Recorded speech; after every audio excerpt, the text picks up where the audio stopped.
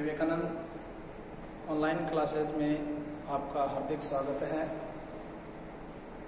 पूर्व के वीडियो में वैदिक गणित से संबंधित चैप्टर पढ़ा रहे थे।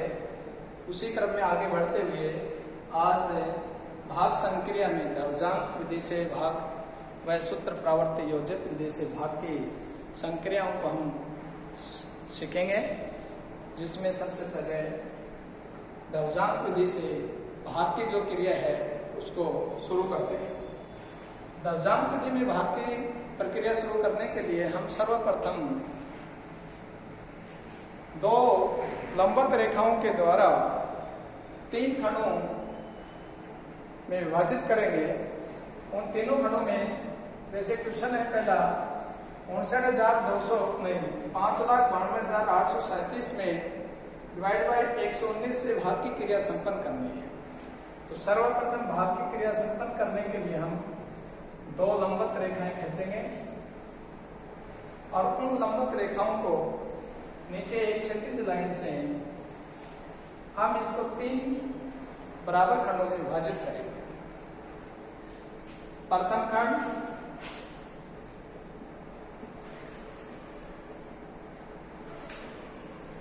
अगला द्वितीय खंड,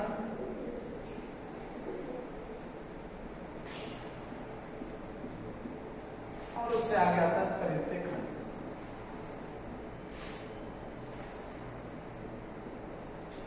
देखो, दर्जांक विधि में जब हम भाग कर रहे हैं तो आपको पता है तीन खंड बनाएंगे, प्रथम खंड, द्वितीय खंड और तृतीय खंड। इससे पूर्व में आपको निखलन विधि से भाग की क्रिया सिखाई गई थी।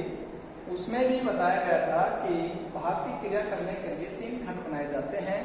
इसी प्रकार इस दर्जांक विधि में तीन खंड की बजाय ये निखलन विधि से भाग की जो प्रक्रिया थी, उसमें निखलन विधि में भाग की प्रक्रिया में हमें तीन खंड बनाए थे, प्रथम खंड, द्वितीय खंड और तृतीय खंड।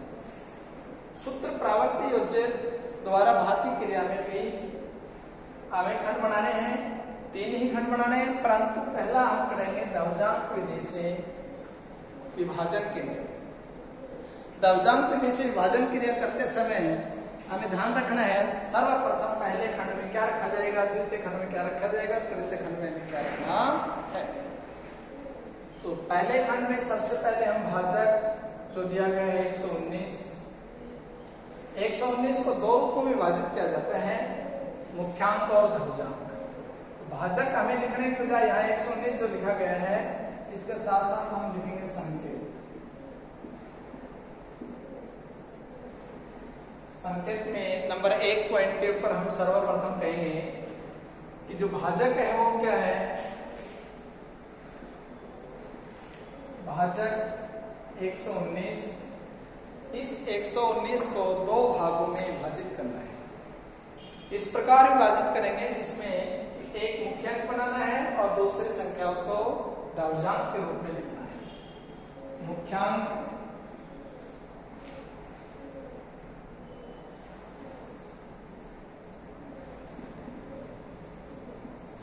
मुख्यांक यहाँ 11 हो गया, दूसरा है दर्जांक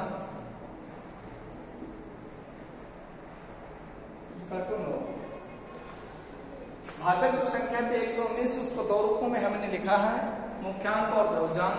सबसे पहले हम पहले खंड के अंदर मुख्यांक नीचे रखेंगे 11 और उसके शीर्ष के ऊपर ध्रुजांक लिखेंगे 9। दोनों चीजें आ गई है। इस ध्रुजांक को देखकर हमें करना है तृतीय खंड की पूर्ति। तृतीय खंड में हम देखेंगे कि हमें भाज्य में जो अंक दिए गए हैं उनमें से भाज्य का यहाँ दर्जांक में एक अंक है, दर्जांक में एक अंक है, तो इसका एक इकाई का जो तरफ का अंक है 7, उसको तृतीय खंड में रख लेंगे। कौन से खंड में रख लेंगे? तृतीय खंड में रख लेंगे। इसके बाद आगे हमें देखना है कि शेष जो अंक बच गए 5, 9, 2, 8, 3, इनको मध्य खंड में रखते हैं। 5, 9, 2, 8 और 3। इन अंकों को थोड़ा फासले से लिखेंगे ताकि इनके बीच में शेषफल लिखा जाएगा। इस बात का विशेष ध्यान रखेंगे। तीनों खंडों की पूर्ति करने के बाद हमें ये देखना है कि प्रथम भागफल अंक क्या आएगा। भागफलन जो भी आएंगे वो सभी मध्य खंड के नीचे लिखे जाएंगे क्षैतिज लाइन से। तृतीय खंड में क्षैतिज लाइन से नीचे आएगा वो शेषफल लिखा जाएगा। अब हम भाग की क्रिया संपन्न करने के लिए अगले स्टेप में चलते हैं। नंबर 2 में भाज्य में पहला इकाई का पहला जो अंक है वो 5 है। 5 को हम डिवाइड करेंगे 11 से, परंतु इस 11 का भाग 5 में नहीं जा रहा है, इसलिए हमें क्या करना चाहिए, अगला अंक मिलाएंगे और इन दोनों अंकों को मिलाकर हम 59 बना लिया। 59 में भाग लगाएंगे 11, 59 डिवाइड बाई 11। इसके बाद में हमें भागफल प्राप्त होगा।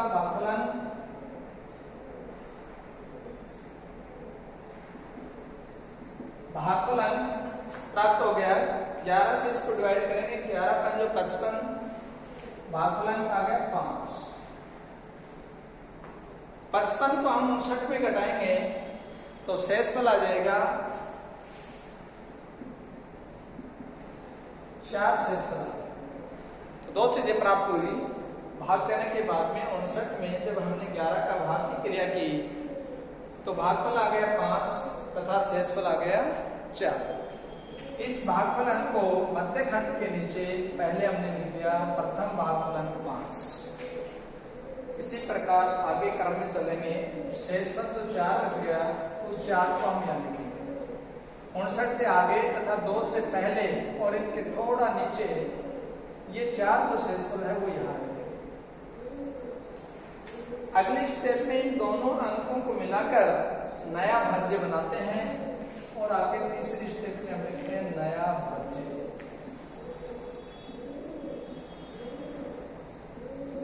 और नया भाज्य हो गया 42 प्राप्त हो गया। नया भाज्य के बाद में हमें निकालना होता है संशोधित भाज्य। संशोधित 42 माइनस। संशोधित भाज्य ज्ञात करने के लिए हमें ये देखना है कि ये जो भागफल है इस भागफल को और दर्जांक से गुणा करते हैं। भागफल को कितने से गुणा करते हैं, दर्जांक से गुणा किया जाता है। और वो जो गुणनफल आता है वो इस नए भाज्य से अधिक नहीं होना चाहिए। यदि अधिक आता है तो आगे संशोधित भाज्य ऋणात्मक बचता है। इसलिए अब हम देख रहे हैं कि यहाँ संशोधित भाज्य 42 आ रहा है। जैसे ही इसमें संशोधन करेंगे नया भाज्य में से तो 5 को 9 से मल्टीप्लाई करेंगे तो 9 5 45 और 45 यहाँ लिखेंगे तो ये माइनस का आता है।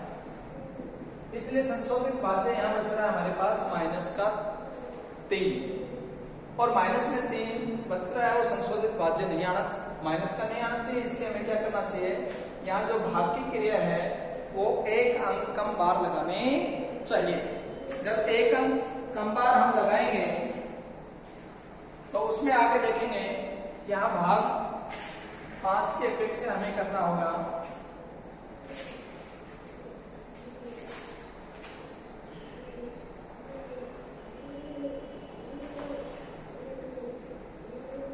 11 के इससे विभाजन क्रिया करेंगे तो 11 5 55, उसके बाद में 42 से यहाँ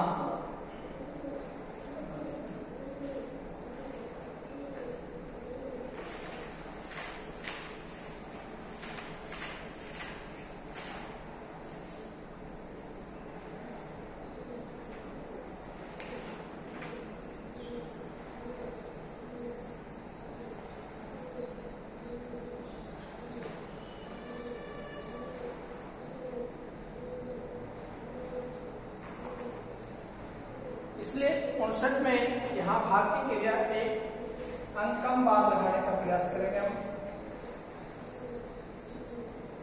11 का भाग लगाने के बाद में भागफल कहेगा 59 भाग 11, 11 चौक 44 और शेषफल आ गए हमारा 44। इसमें से घटाएंगे 5 और 9। 2 चीजें प्राप्त हो गई। पुनः प्रक्रिया क्या की हमने, पहले जब हम भाग लगा रहे थे 59 में 11 का 5 बार जा रहा था, परंतु 5 बार भाग लगाया तो उस समय शेषफल 4 आया था। 4 शेषफल के आगे नया भाज्य बनाया हमने 42 हो गया।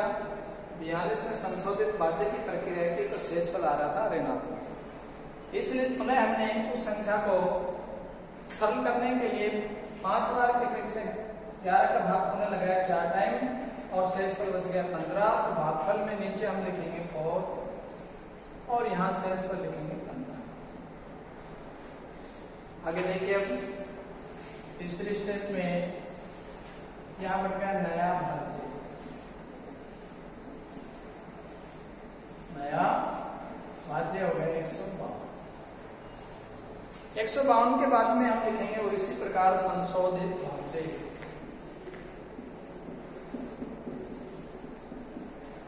संशोधित भाज्य में 152 माइनस, अभी आपको बताया था जब भी हम भाग की क्रिया में संशोधित भाज्य ज्ञात करेंगे तो भागफल अंक को ध्रुवजांक अंक से गुणा किया जाता है और ध्रुवजांक अंक क्या 9 है और भागफल अंक 4 है। 4 को 9 से मल्टीप्लाई करेंगे 4 9 × 4 9 चौका 36 हो गई है। 36 में हम क्या करेंगे, इसको शेषफल घटाएंगे। 152 में 36 घटाएंगे तो यहाँ शेषफल आ गया 116। तो संशोधित जो भाज्य है हमारे पास प्राप्त हो गया 116। अगला भागफल अंक प्राप्त करने के लिए पुनः संशोधित भाज्य में और मुख्यांक अंक 11 है उसका भाग लगाएंगे तो पुनः भागफल प्राप्त होगा 116 भाग 11 का इसमें भाग लगाएंगे तो 9 बार जाएगा। 11 9 99। यहाँ भागफल में हम लिखते हैं 9 तथा शेषफल करेंगे। यहाँ से इसमें 99 लगाएंगे 116 में से 7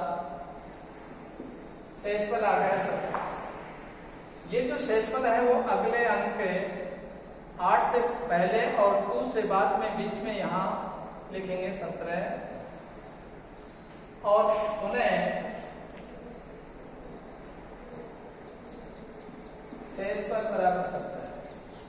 इसके तुरंत बाद प्रक्रिया उसी क्रम में आगे बढ़ता रहना है।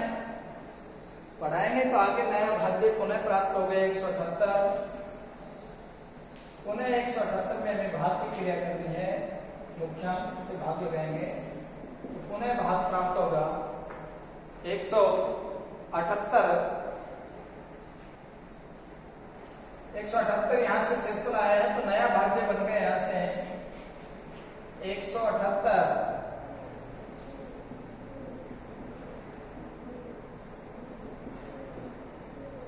नया भाज्य क्या हो गया 178। नया भाज्य के तुरंत बाद जैसे इस पूर्व के स्टेप में संशोधित भाज्य निकाला गया है तो यहाँ पे हम लिखेंगे संशोधित भाज्य और संशोधित भाज्य में 178 माइनस 178 माइनस करते हैं 9 को 9 से मल्टीप्लाई करेंगे 9 × 9 9 9 81। 178 में हम 81 घटाएंगे 178 माइनस 81 7 97 से 7। यहाँ नया संशोधित जो भाज्य है वो प्राप्त हो गया 97। इसके बाद में पुनः हम क्या करेंगे अगले स्टेप में 97 में पुनः मुख्यांक 11 का भाग लगाएंगे और देखते हैं भाग कितना आता है। 11 का भाग लगाएंगे 11 8 88 8 बार भाग जा रहा है 88 इसमें से घटाएंगे शेषफल 17 में 60 गए 9 शेषफल आ गया 9।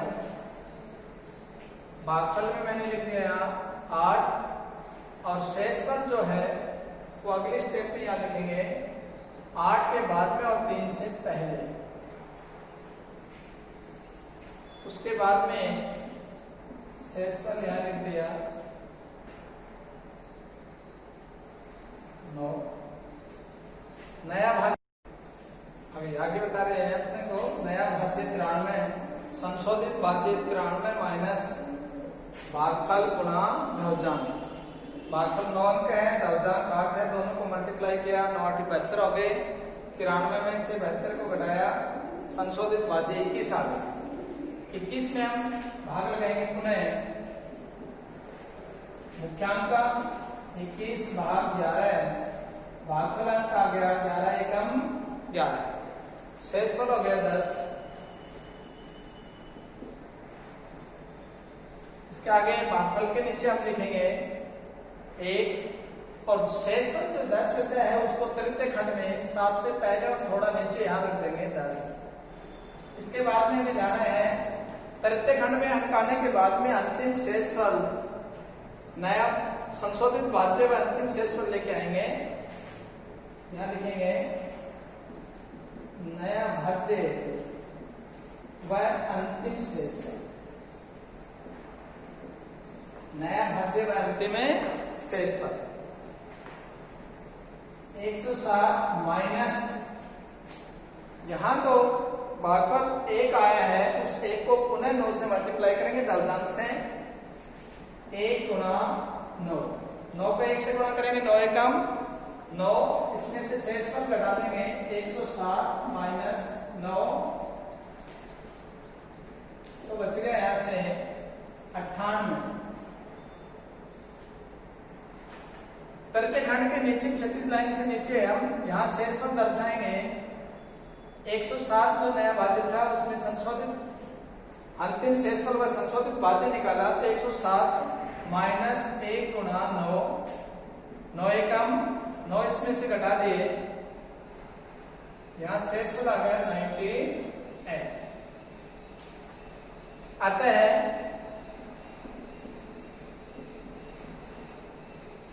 भागफल बराबर 4981 तथा शेषफल बराबर 98। ये क्रिया इस प्रकार से संपन्न करते हैं। एक बार इसको मैं पुनः आपके लिए रिपीट कर रहा हूं। जैसे बताया कि 5,92,837 में हमें भाग की क्रिया करनी है 119 से। इसके लिए 2 लंबवत रेखाओं के द्वारा 3 खंड बनाए जाते हैं। तीनों खंडों में से संख्याएं किस प्रकार रखी जाती है। पहले खंड में 119 का जो भाग की क्रिया कर रहे हैं उसमें इस संख्या में 11 को हमने बनाया मुख्यांक तथा 9 को बनाया है ध्रुवजांक। पहले खंड में मुख्यांक, उसके ऊपर ध्रुवजांक लिख दिया। ध्रुवजांक में 1 अंक है, इसलिए भाज्य का इकाई का अंक, पहला अंक है वो तृतीय खंड में रख दिया। शेष अंकों को मध्य खंड में लिखा गया है। इसके आगे की क्रिया करने के लिए मैंने लिखा भाजक 119, मुख्यांक 11, ध्रुवजांक 9। सेकेंड स्टेप में भाग की क्रिया जब हम शुरू कर रहे हैं तो प्रथम भाज्य के 59 संख्या में भाग लगाया गया है 11 का। 59 भाग 11, भागफल 5 टाइम जा रहा था, परंतु जैसे हमने संशोधित भाज्य निकाला तो उसमें ऋणात्मक शेषफल आ रहा था, इसलिए 5 बार की अपेक्षा हमने भाग की क्रिया की 4 टाइम। भागफल 4 आ गया, 11 को 4 से गुणा करें 44, 44 59 में से घटाया, क्या बच गया 19 बच गया। अब आगे की क्रिया इसमें करते हैं, हम देखते हैं 19 से इसमें से घटाने के बाद में शेषफल क्या आ गया, शेषफल आ गया 15। ये जो शेषफल बचता है उसको जिस संख्या में भाग लगाया उससे आगे और अगले अंक के थोड़ा नीचे बीच में रखेंगे और उन दोनों संख्याओं को मिलाकर नया भाज्य बनाया 152। उसके बाद में संशोधित भाज्य निकालेंगे 152 माइनस संशोधित भाज्य की प्रक्रिया क्या है, भागफल को ध्रुवजांक से गुणा करके उस नए भाज्य में घटाया जाता है। इसलिए 152 माइनस 9 गुणा 4, 9 चौका 36, 36 152 में से घटाया 116 आ गया। पुनः 116 में मुख्यांक 11 का भाग लगाएंगे और भाग कितने बार जा रहा है 9 बार। शेषफल 11 में 99, 99 116 में से घटाएंगे, शेषफल 17 आ गया। भागफल के नीचे 9 लिखे, शेषफल था उसी क्रम में आगे बढ़े हम। जिस संख्या में भाग लगाया था 152 में, तो उससे आगे आप वाला अंक 8 है, 8 से थोड़ा पहले और नीचे 17 शेषफल लिखा। 17 और 8 को मिलाकर नया भाज्य भाज्य बना 178, संशोधित भाज्य निकालेंगे 178 माइनस संशोधित भाज्य के लिए भागफल को दर्जांक से मल्टीप्लाई करेंगे। 9 को 9 से गुणा किया 21, 178 में 21 घटाया, संशोधित भाज्य आ गया 97। पुनः अगला भागफल प्राप्त करने के लिए 97 भाग 11, 97 में 11 का भाग लगाया, भागफल आ गया 8, शेषफल बच गया 11, 8 88, 88 इसमें से घटा दिया, शेषफल आ गया 9। नया भाज्य पुनः जो शेषफल था अगले अंक से पहले और उसके थोड़ा नीचे तथा 8 के बाद में लिखा मैंने 93 हो गया। नया भाज्य 93, नया भाज्य के तुरंत बाद संशोधित भाज्य निकाला जाता है 93 माइनस अगला भागफल अंक 8 है, 8 को दर्जांक से 9 से गुणा किया, 9 गुणा 8 72 हो गए, 72 को 93 में से घटाया, शेषफल आ गया 21। पुनः अगला भागफल अंक प्राप्त करने के लिए 21 भाग 11 है, 11 का भाग लगा 21 में, एक बार जा रहा है 11 एकम 11, शेषफल बच गया 10, भागफल अंक लिखा 1 तथा शेषफल तृतीय खंड में 10 लिख दिया। अगले स्टेप में तृतीय खंड में 107 हो गया। अब अंतिम शेषफल प्राप्त करने के लिए पुनः मैंने लिखा नया भाज्य व अंतिम शेषफल 107 माइनस इस भागफल को दर्जांक से गुणा किया, 9 को 1 से 9 एकम 9 आ गया, 107 में 9 घटाया, शेषफल आ गया 98। इस प्रकार अतः भागफल 4981 तथा शेषफल क्या गया 98।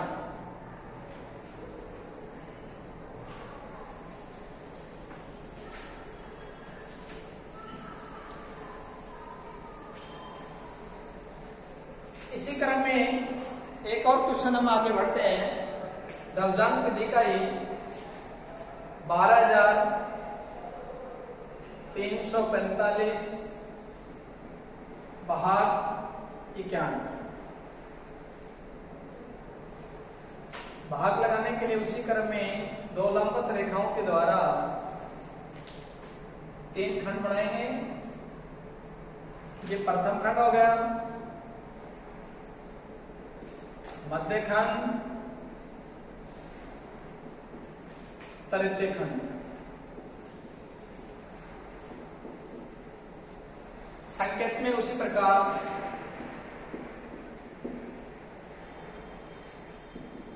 पहले सबसे पहले भाग लगाना 91 का भाग लगाना, तो 91 दो भाग में बांटेंगे हम। भाजक है 91 में हम लिखेंगे मुख्यांक,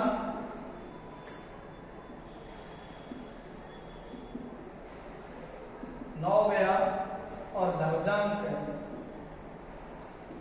1 आ। पहले खंड में आपको अभी बताया है कि मुख्यांक, ये जो भाजक है उसको दो भाग में बांटा जाता है। पहले मुख्यांक लिखा जाता है, उसके शीर्ष के ऊपर दर्जांक लिखा जाता है। तो मुख्यांक हो गया 9, दर्जांक हो गया 1। दर्जांक में 1 अंक है, इसलिए भाज्य का इकाई की तरफ से पहला जो इकाई अंक है उसको तृतीय खंड में लिखेंगे, शेष अंकों को मध्य खंड में थोड़ा गैप रखते हुए लिखेंगे। भागफल अंक प्राप्त करने के लिए इस मुख्यांक का पहले हम 12 में भाग लगाएंगे। मुख्यांक 12 भाग 9, प्रथम भागफल जो अंक है वो आ गया 9 एकम 9, शेषफल 12 में से 9 गए 3 बच गए।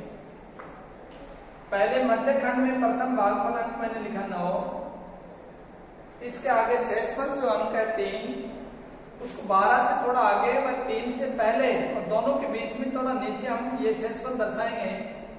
शेषफल दर्शाने के बाद में हमारे पास आ गया नया भाज्य। नया भाज्य 33। नया भाज्य के तुरंत बाद में संशोधित भाज्य ज्ञात किया जाता है। संशोधित भाज्य 33 माइनस संशोधित भाज्य के लिए भागफल अंक को दर्जांक से गुणा किया जाता है। 1 × 1, 1 एकम 1, संशोधित भाज्य प्राप्त हो गया 32। अगले स्टेप में हम क्या करेंगे, नया भागफल प्राप्त करने के लिए पुनः भाग की क्रिया करेंगे। 32 भाग मुख्यांक 9, भागफल नया प्राप्त हो जाएगा। 9 का भाग लगाएंगे 32 में, 9 तिया 27, 3 बार जा रहा है, 9 तिया 27। भागफल में क्या लिखेंगे 3। उसके बाद में शेष पद आ रहा है अपने पास, 32 में से 27 घटाएंगे, शेष पद आ गया 5। शेष पद आगे उसी क्रम में 3 के बाद में 4 से पहले तक थोड़ा नीचे इसके लिखेंगे, शेष पद 5। और इन दोनों संख्याओं को मिला के उन्हें नया भाज्य 54।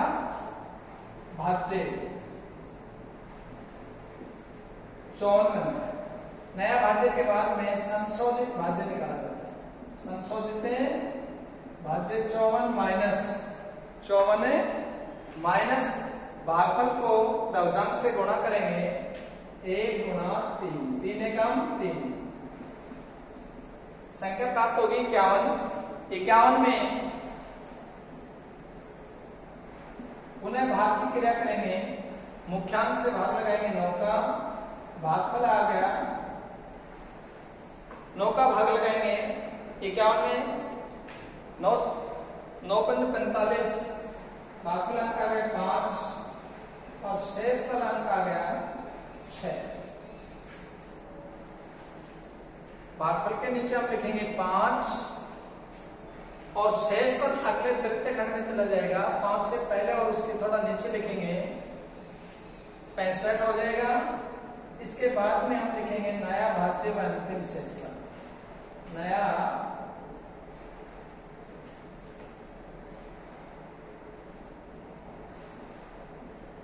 भाज्य व अंतिम शेष फल। नया भाज्य बन गया 65, परंतु अंतिम शेष फल ज्ञात करेंगे। नया भाज्य में से पुनः वही प्रक्रिया, ये जो मुख्यांक अंक है उसको भागफल से गुणा करके और इस नया भाज्य में से हम घटाएंगे, 5 एकम 5, शेष फल आ गया 60। क्या लिखेंगे, भाग 65 माइनस 1 गुणा 5 इजिकल टू शेषफल हो गया 60। अतः भागफल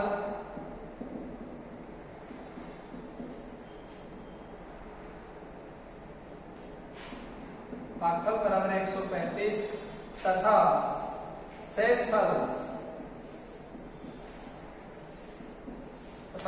बराबर है 7। इस प्रकार ये दशमलव विधि से भाग की क्रिया हो गई। इससे आगे चलते हैं सूत्र प्रावर्त योज्य द्वारा भाग की क्रिया।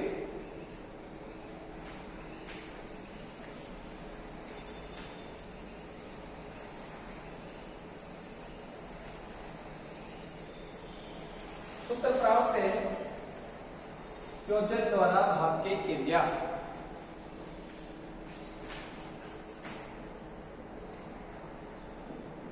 सूत्र प्रावर्त विधि से, सूत्र प्रावर्त विधि। पहला एग्जाम्पल हम ले रहे हैं 2112 भाग 97। सूत्र प्रावर्त विधि निकलम विधि से समकक्ष है।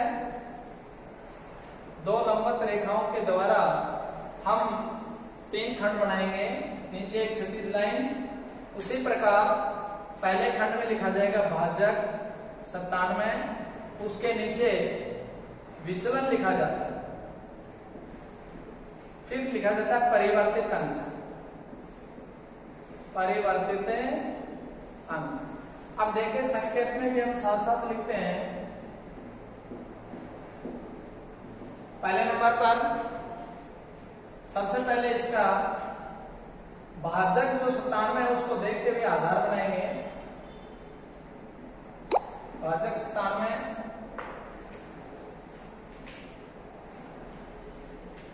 आधार 97 और 100 के नजदीक है, इसलिए आधार इसका 100 हो गया। आधार के बाद में हम निकालते हैं विचलन।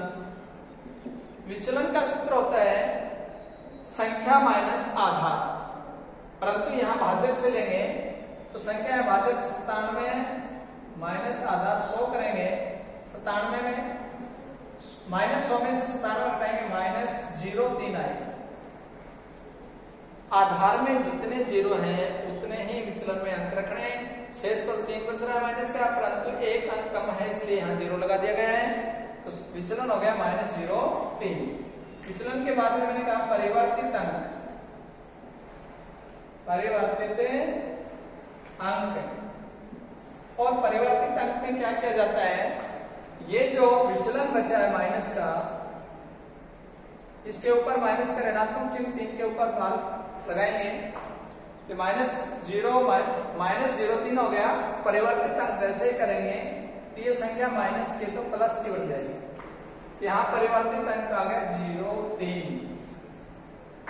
पहले खंड की पूर्ति तो इस प्रकार की, पहले भाजक लिखा, उसके बाद में उसका विचलन आ गया, विचलन के बाद में उसके परिवर्तित अंक, परिवर्तित अंक में बताया माइनस का यदि शेषफल है तो ये परिवर्तित अंक प्लस का हो जाएगा, और यदि शेषफल प्लस का है तो परिवर्तित अंक माइनस का हो जाएगा।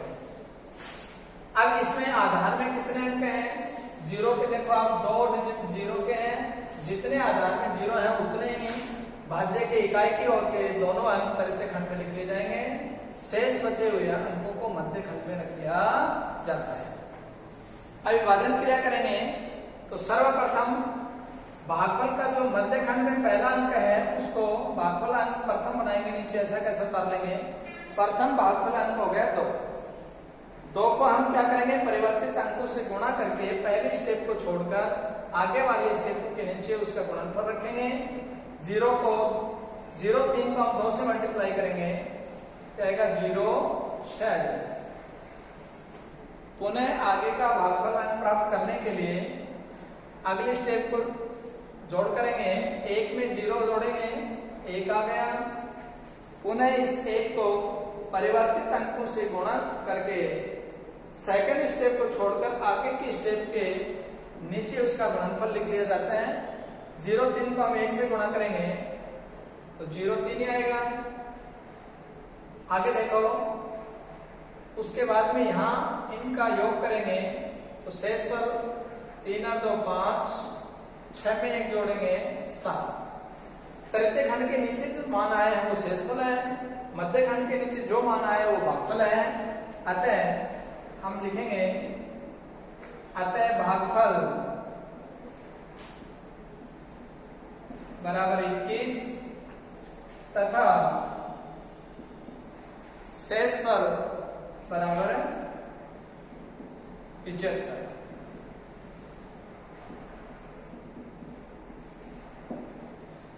ये हो गया सूत्र प्रावर्त्य विधि के द्वारा भाग की क्रिया। समझ गए होंगे सभी बच्चे।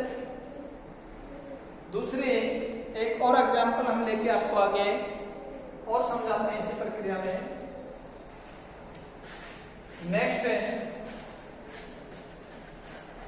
सूत्र प्रावर्त्य विधि के द्वारा अगला क्वेश्चन, सूत्र प्रावर्त्य विधि से अगला क्वेश्चन दूसरा है 13,385। संख्या 13,385 में भाग लगाना है 131 का। संकेत भाजक 131 है, इसको देखते हुए आधार 100 हो गया। आधार के बाद में आपको बताया विचलन क्या करना है, विचलन 131 माइनस 100 करेंगे तो प्लस का 31 विचलन आ गया। विचलन के बाद में हम करते हैं परिवर्तित अंक, परिवर्तित अंक, परिवर्तित अंक विचलन प्लस का है तो माइनस का हो जाएगा, माइनस का 31। प्रथम खंड में भाजक है 131, उसके नीचे लिखते हैं विचलन, विचलन आ गया प्लस का 31, उसके बाद में परिवर्तित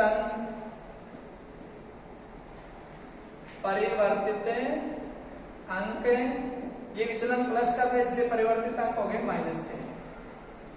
अब आधार में 2 जीरो हैं, इन दोनों जीरो को देखते हुए भाज्य के इकाई की तरफ से 2 अंक तृतीय खंड में रख लेंगे और शेष बचे हुए अंकों को मध्य खंड में लिखेंगे। मध्य खंड में प्रथम भागफल प्राप्त करने के लिए मध्य खंड का जो पहला अंक है उसको ऐसा कैसा नीचे भागफल में उतार लिया जाता है और इस भागफल अंक को परिवर्तित अंकों से गुणा करके पहली स्टेप को छोड़कर आगे वाले अंकों के नीचे गुणनफल को लिख दिया जाता है। -31 को 1 से मल्टीप्लाई करेंगे -31 आएगा। अगला भागफल अंक प्राप्त करने के लिए +3 और -3 को ऐड करेंगे तो +3 में -3 में 0 बच गया, नया भागफल 0 हो गया। इस 0 को पुनः परिवर्तित अंकों से गुणा करके जो गुणनफल आता है उसको आगे वाले स्टेप के नीचे लिख लिया जाता है। 0 को -31 से गुणा करेंगे तो ये 0 आएगा। तीसरा भागफल अंक प्राप्त करने के लिए तीसरी स्टेप को हम जोड़ेंगे, +3 में -1 जोड़ेंगे, प्लस का आ गया 2, भागफल 2 आ गया। 2 को पुनः परिवर्तित अंकों से गुणा करेंगे, -31 को 2 से गुणा करेंगे, -31 दूनी 62, ये संख्या आ गई माइनस का 62। इसके बाद में तृतीय खंड में शेषफल प्राप्त करने के लिए इनको जोड़ते हैं, 5 में से माइनस के 2 जोड़ेंगे तो 3 बच गया। इधर ये 6 माइनस का है, 8 और 6 माइनस के जोड़ेंगे तो 8 में 6 घटा दिए 2 बच गए। अतः भागफल बराबर 102 तथा